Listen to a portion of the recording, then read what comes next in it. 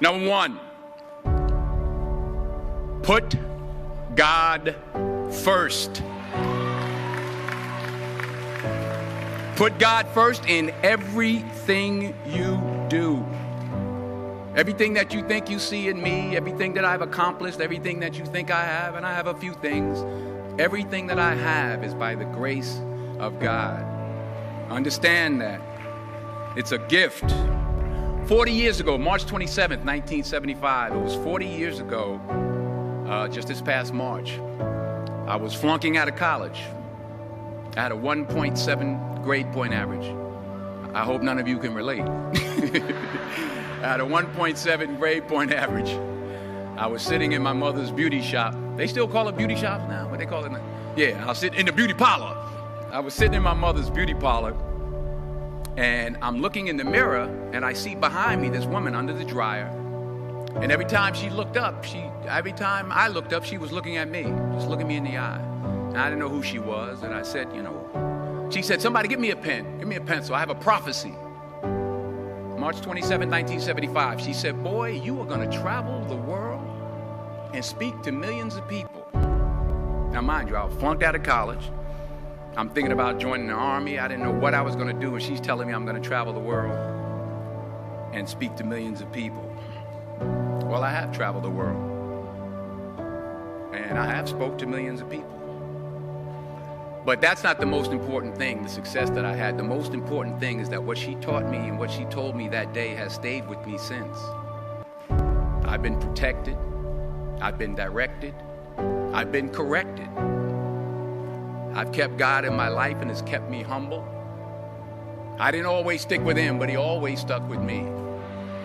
So stick with him in everything you do. If you think you want to do what you think I've done, then do what I've done and stick with God. Number two, fail big. That's right. Fail big. Today's the beginning of the rest of your life, and it can be very frightening. It's a new world out there. It's a mean world out there, and you only live once. So do what you feel passionate about. Take chances professionally.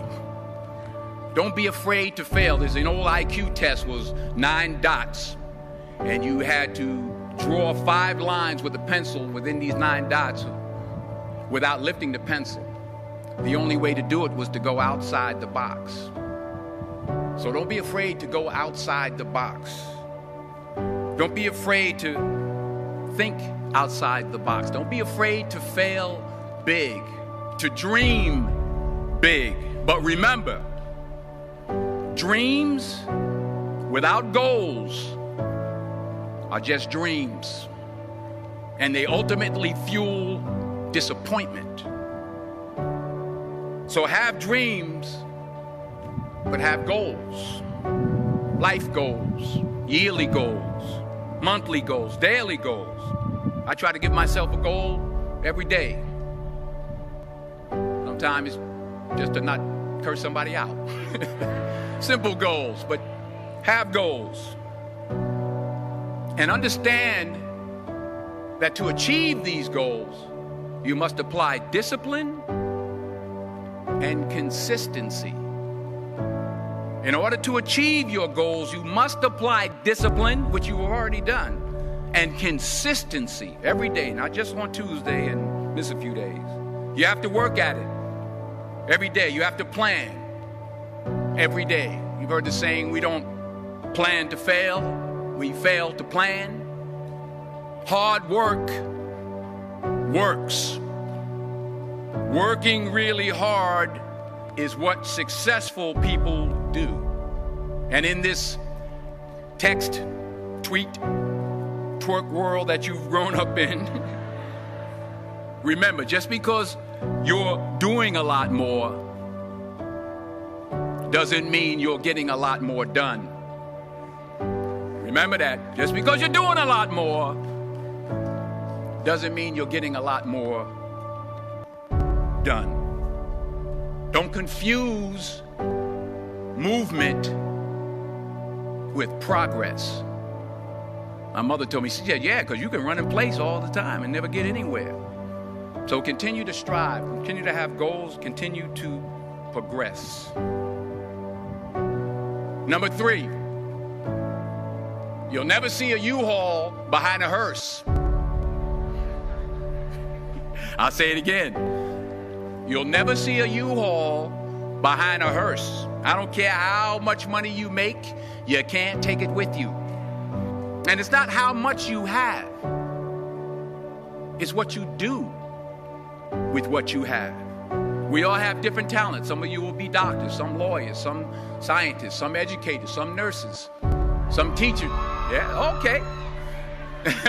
Some preachers.